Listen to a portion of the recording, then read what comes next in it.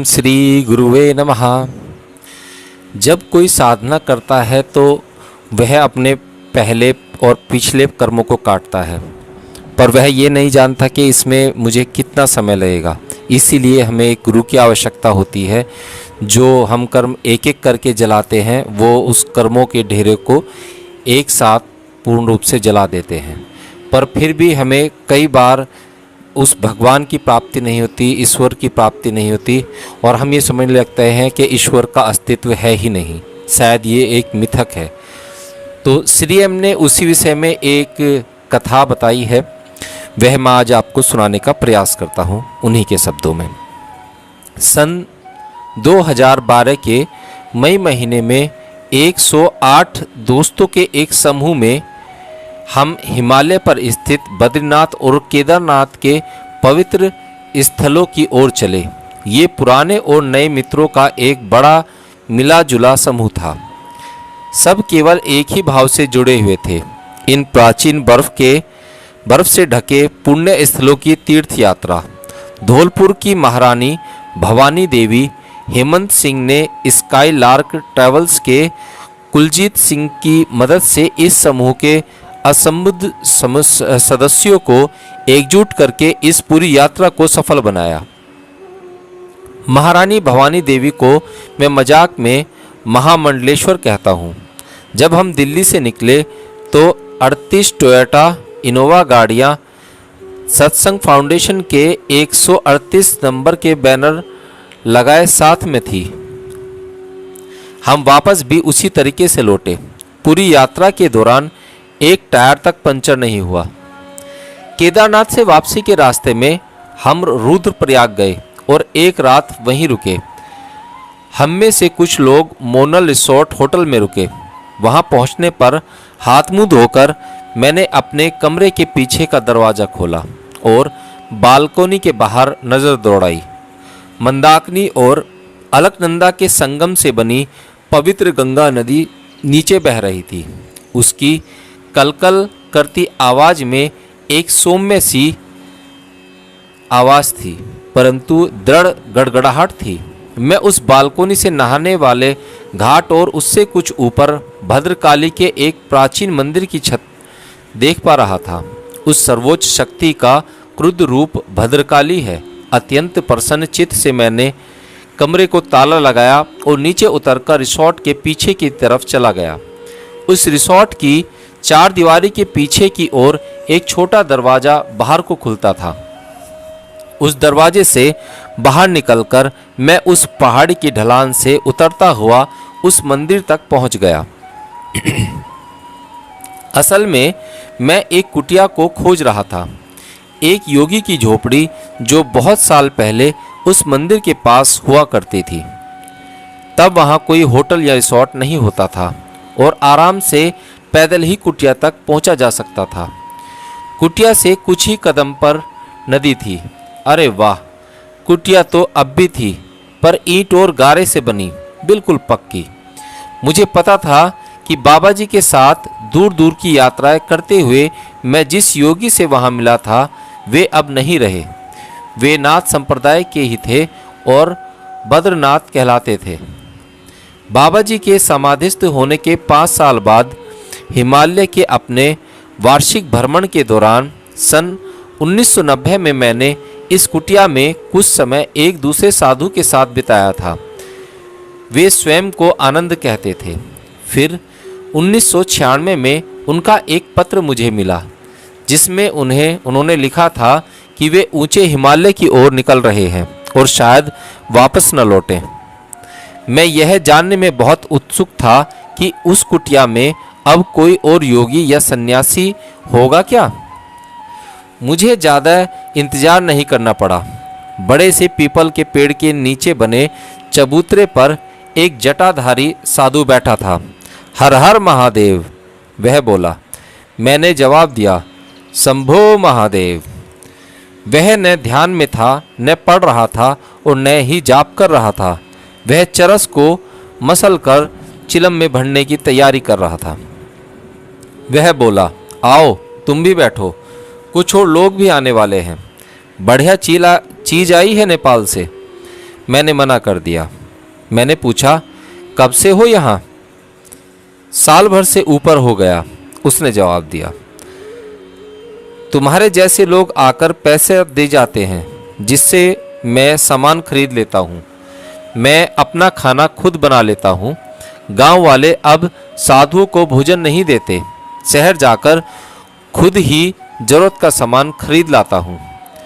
पवित्र हिमालय की वर्तमान स्थिति पर मैं मन ही मन दुखी हो गया, जहाँ अब नशेड़ी खुद को साधु कहते हैं। सच्चे योगी का मिलना तो अब बहुत कठिन हो गया है। इन्हीं सब बातों पर विचार कर दुखी होता हुआ मैं जैसे ही वापस जाने को मुड़ा, उसने मुझे पीछे से आवाज़ लगाई, सरकार कुछ पैसे तो देते जाओ। मैंने उसी प्रकार उसे 100 रुपये का नोट दे दिया, जैसे किसी भी भिखारी को दे देता। फिर जल्दी से नदी की ओर चल दिया। तभी मैंने सीवी, रमन्ना और शांतनु को नदी के किनारे खड़े देखा। वे भी हमारे साथ ही आए थे। वे दोनों भी नदी किनारे खड़े थे। मैं नदी को निहारता उसके कल कल करते पानी के संगीत को गुनता हुआ एक चट्टान पर जाकर बैठ गया। मुझे वह रात याद आई जो मैंने बाबाजी और योगी बद्रनाथ जी के साथ उस कुटिया में बिताई थी। उस दौरान ऐसी कोई खास घटना नहीं घटी थी। बस अगली सुबह बाबाजी और बद्रनाथ जी जोर जोर से हंसते हुए कह रहे थे कि मेरे खर्राटे जंगली सुअर की आवाज़ से भी ज़्यादा खतरनाक थे। अगली सुबह हम गुप्त काशी की ओर चल पड़े थे। फिर जैसा मैंने पहले बताया, सन 1990 में मैं वहाँ साधु आनंद से मिला था। मैं अब आपको साधु आनंद से हुई भेंट और उनके साथ व्यतीत किए 10 दिनों के बारे में बताना चाहता हूँ। इस बार मैं अपनी शुरुआती दिनों वाला परिवारजक घुमंतु साधु नहीं था। मेरे बाल ढंग से कटे हुए थे और मैं जीन्स और टी शर्ट पहने हुए था। मैं स्मार्ट सा बैग, जिसे घुमक्कड़ लोग पीठ पर लेकर चलते हैं, लेकर बस, जीप, कार या जो भी साधन मिल जाए उससे यात्रा किया करता था। अब मैं नंगे पाँव नहीं था, पाँवों में कैनवास के जूते पहना करता था। एक शाम मैं बस से रुद्रप्रयाग उतरा और नदी के पास कुटिया की ओर चलने लगा। तब तक मोनल रिसोर्ट नहीं बना था। मेरे वहां पहुंचने तक अंधेरा होने लगा था। अपनी टॉर्च की मदद से मैं उस मार्ग पर चलता हुआ कुटिया तक जा पहुंचा। दरवाजे के पास पहुंचकर मैंने देखा अंदर मिट्टी के तेल से जलता हुआ एक लैंप था, जिससे धीमी रोशनी हो रही थी। बाहर धुनी अभी भी सुलग रही थी। कोई बाहर आया, पर वो बद्रनाथ जी नहीं थे जो वहां रहा करते थे। यह सफ़ेद कुर्ता और धोती में कोई अधेड़ व्यक्ति था। नमस्ते, मैंने कहा। नमस्ते, अंदर आइए, अंग्रेजी में उसने जवाब दिया। कुटिया के अंदर आते ही उसने मुझे रैक से उतारकर रख देने को कहा। मैं आराम से बैठ गया। इस दाढ़ी और लंबे बालों वाले कुटिया के निवासी ने अपना परिचय साधु आनंद के नाम से दिया। वह तमिलनाडु के थे और इस कुटिया में नाथ संप्रदाय के साधु बद्रीनाथ जी की मृत्यु के बाद बस गए थे। वे उनके साथ पहले 2 वर्ष तक रह चुके थे। बद्रीनाथ जी तीर्थ यात्रा के लिए बनारस गए थे। वहीं उन्होंने अपनी इच्छा से अपना शरीर गंगा नदी में अंदर तक चलते हुए त्याग दिया था। जब मैंने अपना परिचय दिया तो वह बोले कि उन्होंने महेश्वरनाथ बाबा जी और मेरे बारे में सुन रखा है। उन्होंने प्रेम पूर्वक मुझे न्योता दिया कि मैं जब तक चाहूँ उस कुटिया में रह सकता हूँ। खाना कोई समस्या नहीं थी, क्योंकि वे आर्थिक रूप से स्वतंत्र थे और शहर जाकर राशन खरीद लाते थे। अगर खाना बनाने में मैं कुछ मदद कर सकूं तो उन्हें खुशी होगी। खाना मिट्टी के तेल के स्टोव पर बनता था जो उनके पास था। मैंने उनका यह न्योता स्वीकार कर लिया और 10 दिन तक उनके साथ रहा। उन दिनों हम लंबी सैर पर जाते, गंगा जी में नहाते, ध्यान करते, धर्म और दर्शन शास्त्र पर चर्चा करते। उन्होंने खूब दुनिया घूमी थी। वे पढ़े लिखे थे और अपने सब विकल्पों पर विचार करने के बाद उन्होंने साधु का जीवन चुना था। वे दिल्ली के प्रतिष्ठित IIT के स्नातक थे। उसके बाद वे 7 वर्ष तक अमेरिका के एक प्रतिष्ठित विश्वविद्यालय में भौतिक शास्त्र पढ़ाते रहे थे। फिर उन्होंने भारत लौटकर आध्यात्मिक खोज का मार्ग चुना। वे अविवाहित थे और अपने परिवार से उनका कोई संपर्क नहीं था। साधु आनंद मधुरभाषी, अच्छे स्वभाव के और बेहद बुद्धिमान थे और उनके साथ बिताए उन 10 दिनों में मुझे बहुत आनंद मिला और बहुत फ़ायदा भी हुआ। बाबा जी के बाद आनंद ने ही मुझे अपने अनुभवों को लिखने के लिए प्रेरित किया। अब मैं आपको उन्हीं के द्वारा बताया गया उनका एक बहुत ही अद्भुत अनुभव सुनाता हूँ, जो कि मैंने आपसे कथा प्रारंभ होने के शुरू में कहा था। उन्होंने बताया, एक शाम मैं इस कुटिया के पास गंगा किनारे बहुत ही हतोत्साहित सा बैठा था। मैं साधनाएं कर करके थक चुका था, पर मुझे कुछ भी प्राप्त नहीं हुआ था। मैं पिछले 8 वर्षों से बहुत से साधुओं से मिल चुका था, बहुत से धार्मिक और रहस्यपूर्ण ग्रंथों को पढ़ चुका था। केवल हिंदू ही नहीं, अन्य धर्मों की भी कई तरह की ध्यान साधनाएं भी कर रहा था, परंतु कोई भी साधु मेरी अपेक्षाओं पर खरा नहीं उतरा था और मैं उनमें से किसी को भी गुरु नहीं मान पाया था। जे कृष्णमूर्ति की फिलॉसफी को विस्तार से पढ़ने के बाद मैं उनकी राय को मानने लगा था कि गुरु की कोई आवश्यकता नहीं है और हो सकता है कि गुरु का होना एक बाधा ही हो। शुरू में तो मेरा ध्यान साधना बहुत ही उत्प्रेरक होती थी, परंतु धीरे धीरे अब वह नीरस और यंत्रवत हो गई है। कोई आनंद नहीं मिलता उसमें। गहरे संशयों ने मुझे परेशान कर दिया था। कई बार यह भी विचार आता कि ये पूरी आध्यात्मिक खोज केवल समय की बर्बादी है। आलसी और गंजेड़ियों ने इसे युवा और संवेदनशील लोगों को भ्रमित करने के लिए बना रखा है। मैंने खुद को समझाया कि जीवन को इस तरह व्यर्थ करने से अच्छा है वापस मैदानों की ओर चलें। मेरी योग्यताओं के आधार पर पढ़ाने का काम तो किसी न किसी विश्वविद्यालय में मिल ही जाएगा, तो अब चलकर साधारण जीवन व्यतीत किया जाए, विवाह भी किया जा सकता है, क्योंकि अपने ऊपर लगाई गई ब्रह्मचर्य की इस रोक के बावजूद स्त्री के प्रति गहरा आकर्षण महसूस होता था मुझे। इन सब विचारों के बावजूद मैं स्वयं को इस पवित्र नदी हिमालय की इस भव्यता और साधुओं के सरल सीधे जीवन के आकर्षण से दूर नहीं कर पा रहा था। दुविधाओं की इन यातनाओं को सहन करने में असमर्थ और पूरी तरह असमंजस्य में एक दिन मैं दोनों हाथों से अपना सिर पकड़े आंखें बंद कर जोर जोर से रोने और चिल्लाने लगा। कहाँ है वे पथ प्रदर्शक? कहाँ है वे गुरु? सुना था वे हिमालय में रहते हैं, क्यों नहीं आते वे मेरी मदद के लिए? इतनी यंत्रणा भुगत रही है मेरी आत्मा। क्या ये सब बातें भोले भाले लोगों को ठगने के लिए बनी हैं? दिल खोल कर रोया मैं उस दिन।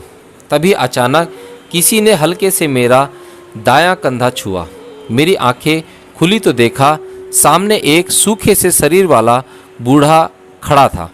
उसने कमर पर एक पीले रंग का कपड़ा लपेटा हुआ था। उसका चेहरा बहुत ही पतला और लंबा था, जिस पर थोड़ी बहुत दाढ़ी थी। उसकी आंखें बिल्कुल गड्ढों में धसी हुई सी थीं। उसने एक वैष्णवी वैरागी के सभी चिन्ह धारण किए हुए थे।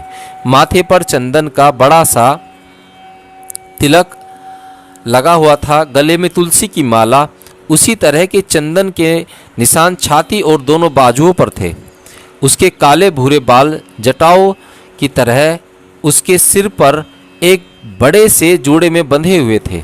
वह नंगे पांव था और एक पीतल का कमंडल हाथ में लिए हुए थे। मैंने परंपरा के अनुसार झुककर उनके पांव छुए और कहा, हरिओम।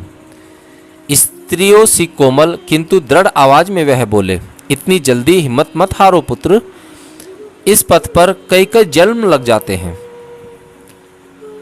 कोशिश करो, तुम्हें रोशनी दिखेगी।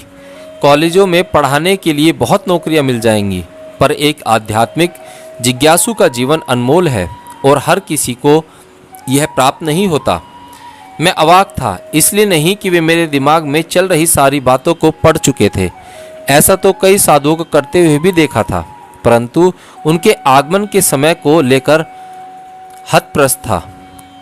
स्वामी, क्या आप उन हिमालयवासी गुरुओं में से कोई एक हैं? मैंने पूछा। मुझे इस दुविधा से बाहर निकालें। क्या आप कुछ दिन मेरे साथ रह सकते हैं? मैं आपकी पूरी सेवा करूंगा महात्मन। कुछ दिन तो नहीं, पर मैं एक रात तुम्हारे साथ अवश्य रहूंगा, उन्होंने मुस्कुराकर कहा। जब मैं उन कुटिया की ओर ले चला तब तक अंधेरा हो चुका था।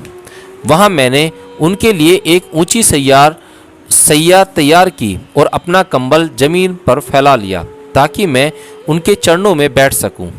उनसे खाने के लिए पूछने पर उन्होंने कहा, मैं केवल एक केला ले सकता हूं और गंगा जल ग्रहण कर सकता हूं।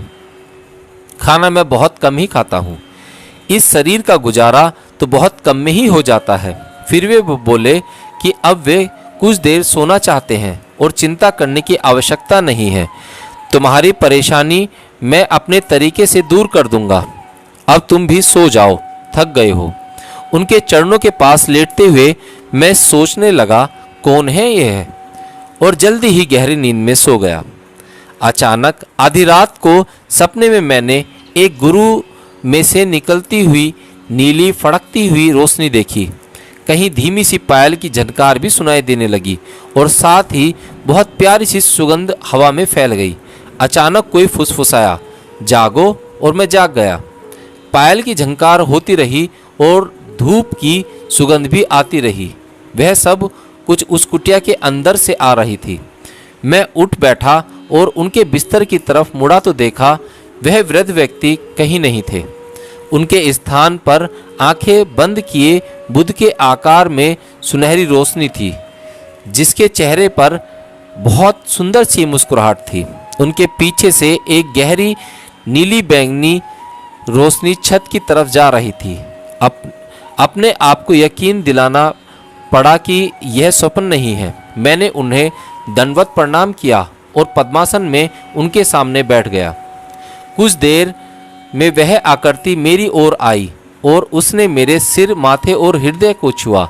एक ठंडी हवा मेरी रीढ़ की हड्डी के नीचे से उठी और सिर तक चली गई। उसके साथ ही मेरे सिर पर सहसा चक्र से एक हल्की गर्माहट नीचे आई और मेरे हृदय में भर गई।